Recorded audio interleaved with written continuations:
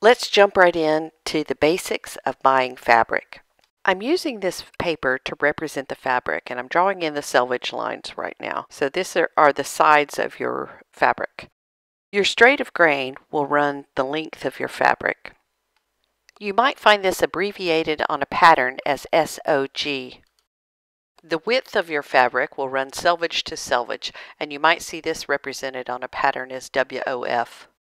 The selvages will be more tightly woven than the rest of your fabric, and they'll say something like your pretty fabric by your favorite designer. They'll also have a series of dots that represent all of the colors that are in your fabric.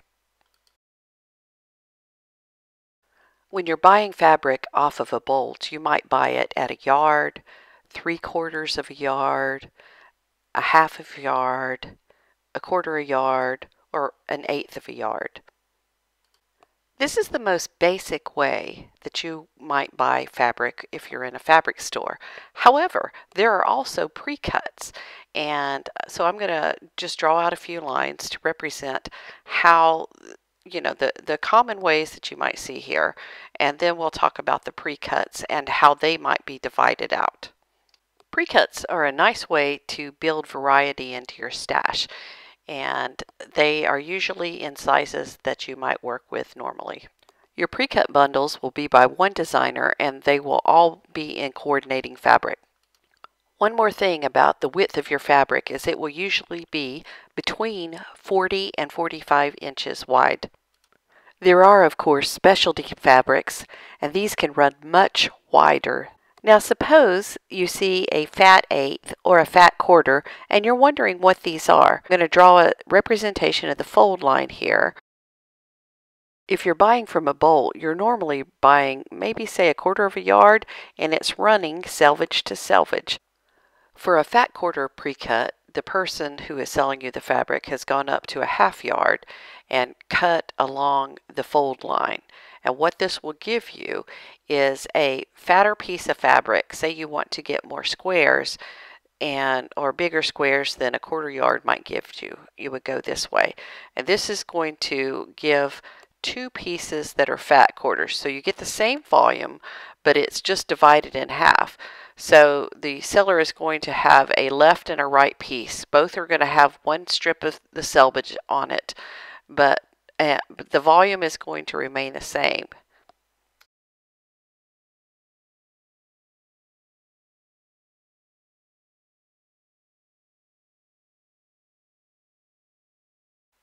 Another way that a fabric seller might break up yardage could be layer cakes and charm packs. A layer cake will be 10-inch squares, and charm packs will be 5-inch squares. As you can see on a 40-inch piece of fabric, these could be laid out straight across the fabric without any loss or waste. The charm packs would also fit and could be cut perfectly across the fabric. The typical charm packs are laid out in 5-inch increments.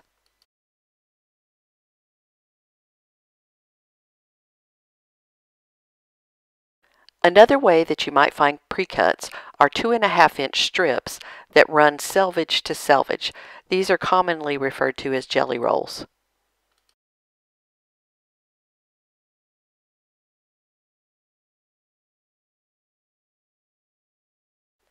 The fabric seller is going to stretch your fabric out between two grooves in the cutting table. Then it's going to take the fabric from the right and fold it over to the place that the groove is on the left. So it's going to be measured from the fold, and then if you want it like a second yard, it's going to be pulled over just like this. I've laid out a folded piece of fabric here, and here's the selvage. Just as I said, it's got the information about the fabric, the designer, and the colors on it. And what I want you to notice is that although this has a white strip on one side, when you open it up here in a second, what you're going to see is this one doesn't have a white strip on the other selvage side. So it's still got the tighter weave, but it's printed all the way over to the edge of the fabric. One more thing as we're getting started for this video, don't forget to like and subscribe and hit that notification bell for more compulsive quilting and embroidery videos. I have all of these fabrics laid down with the selvage edges pointing toward my hands. And what you will see with these is there's two different types of fabric here. The upper side has the more typical fabrics and the bottom side has batiks. And all of these lower ones are batiks. The batiks are a more tightly wound fabric. One of the things that you might notice about these is that the fabric dye goes all the way through the batiks, and there is no selvage information that you'll find on these like you will on the top fabrics. One of the things that you might want to keep in mind when you're looking at fabric, especially with the prints, is which way the direction of the prints goes. For example, this one on the left, the fabric print goes across the fabric, and that's what you want to pay attention to. If you look at the other fabric, it is non-directional, and that means that you can cut something from any direction and it's still going to look good. So you have your beautiful fabrics that you brought home from the store, and you're wondering, how do I use these in a quilt? So these with the larger patterns, I would look at and think, for sure, I'm going to use them in the border of my quilt. One of the things that you want to be sure and look out for is, like, this is a non-directional pattern, and these don't have a particular direction that they go into. However, this one does. So, and this one does not. It's just all over pattern. These would look great in a border. This one even, I would say, would look great in a border, and I might use the quilting just to add a little bit more texture so that it almost looks like your fabric draws your picture along the border. So those are ways that that might be used. This one you would need to pay a little bit more of attention to, that you buy your fabric, the amount of fabric you need. You notice that this is running across this way, so you're going to have to kind of line up your borders as you go, and you're going to look at where your repeats are. So it's going to be a little bit more complicated. You know, you just have to think about how much, because it's going in a direction. So you want to follow that direction along your border. This would be just absolutely fabulous in a border, by the way. Moving on to pre-cuts. So these are charm packs, and I pulled these out of the bag so you can see what they look like, and I just bought these online. And so they will have a variety of pieces. I applique a lot, and I enjoy these. Like, these made great eyeballs on my chicken quilt, all the little circle things. And the same for these. They're just gorgeous. I think these are Australian fabrics. I don't even remember what this one is, but it's a gorgeous fabric. It's got, yep, it's Australian fabrics too. It's got a lot of different patterns in it. They all go together. So this is lovely. And I think these are maybe 10 to a pack is what I bought there. So you really need to know the number of little pieces that you're getting. These, for example, they have 20 strips. These are jelly rolls, and this one has 20 fabric strips in it. And you can see the variety of color on these. And this is important to know if you're building a quilt, because I can't tell you how many of these I've opened up, and I have a whole drawer full of partial strips because I needed to get more coordinating fabric. This is a nice one because I love things like this that pack well, because I travel a good bit. And so this is nice and flat. These fit in the luggage. Fantastic. This is a little bit more bulky, but this one is 2.5 inch strips. So all of the strips are at 2.5 inch for the jelly rolls. These charm packs are at 5 inches, and if you were doing a layer cake, that would be at 10 inches square. I don't have any layer cakes with me, but I kind of wanted to talk about them for a minute. So a layer cake is a 10 by 10 piece of fabric. So that's 10 inches wide and 10 inches tall. So if you have I think this is a 45-inch piece of fabric, how it's going to be cut is you're going to start at the end and you're going to cut it. Let me turn this so it can be seen on the camera. You're going to cut a 10-inch wide strip this way. And then you're going to come in and you're going to divide it at 10 inches and at 20 inches. Now, if you cut in at this end, which is where the selvages are, you're going to be left with two 2.5 inch strips, because this is perfectly 45. If you cut from the other end, from your selvage, and you keep your selvage in your fabric, because frankly on this one I can tell no difference in the feel, so I'd be much more inclined, and it doesn't show, to go this way. And what this is going to get you is 10 inches here and 10 inches here. So and it's on the fold, so you're going to have 4 pieces of 10-inch squares. And this piece over here that sits on the fold is going to give you a 5-inch strip of fabric over here that's left over, rather than if you had it over here and you get 2.5 inch strips.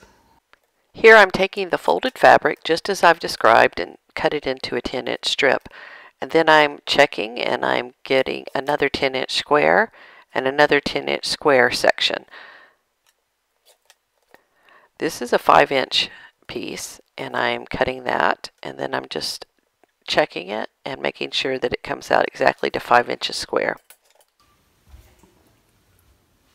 One of the things that it's good to know about fabrics is that plays into the width of the fabric is, do you have a piece that from side to or from selvage to selvage is like 42 inches or 40 inches? You need to know that, because that can play. This is a feature fabric that I have for a quilt that I'm going to be working on soon. This is a backing fabric for a quilt. And what's important about this one is I can't even open it up, because it's I mean, I can open it up. It's a non-directional fabric to go on the back. So your quilting is not going to show much on the back, and it'll show more on the front. But it is 108 inches from selvage to selvage. So where I need, I think 7.5 yards of this, I only need 3 yards of this to give me enough to do the whole back of a quilt. I've just pulled this out of my stash, and if you're wanting to square up your fabric, you're going to want to normally come along a fold line like this and line it up with a line on your mat. So now I've taken this and pressed it, and I am certain at this point that I don't have a straight piece of fabric. So I'm going to lose some off of this edge. So I've got a straight line across the straight of grain, and a straight line across the bottom of the fabric and at the fold. And I'm using my fold as my square edge. And I'm going to bring my ruler over here, and I'm going to look underneath right here. And I'm going to lose about 1/4 inch. So I'm going to take a 1/4 inch cut right there, all the way from the bottom, or from, well, this is technically side to side, from the fold to the selvages. And I'm going to remove that. And then I'm going to go over to the other side and repeat that.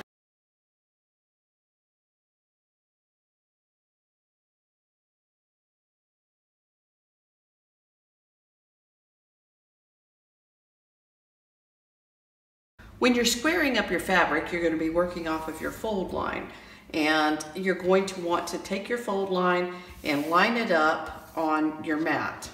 And for example, I have this one lined up here, and I'm going to pull this over. And your selvage edges are folded up here. I've just moved them so that you could see everything that's coming into play. And after you've taken your cut and squared up your right edge, then you can take all of your future cuts off of there, knowing that your fabric is going to be straight. So I've taken a cut here, and if I wanted to do 2.5 inch strips, then I could just come over and I could know that it's going to be straight at the fold. This is the place where you're most likely to get an L shape if you don't have everything square. And you want everything square, just like building a house. It will make everything so much easier if you square up your fabric before. So you want to work off of your fold line and then fold it over this way. Make sure everything's smooth and there's no wrinkles under it. Freshly pressed fabric will go a long way. Oh, one other thing I wanted to mention is when you're cutting, it's Next Care tape. It came right out of my first aid kit, and it has a little bit of a rubber edge to it, and that keeps your ruler from sliding. So you can use this and it will give you just a little bit more steadiness on your ruler. And the way I have mine set is so that it doesn't really lay on my fabric, it just lays on the mat. I have this clip speeded up, but I want to remind you to take your time and line everything up as you go along. Have a nice sharp blade on your rotary cutter, and just take your time and double check your measurements as you're moving down the fabric. You notice that I cut on my right hand, or my right, because I'm right-handed, and I don't move the fabric too much, except just right here I'm about to move it to get it into the view of the camera. So, and you see I lined that up carefully and then went right back to cutting. I hope you have a good explanation of how to square up your fabrics now.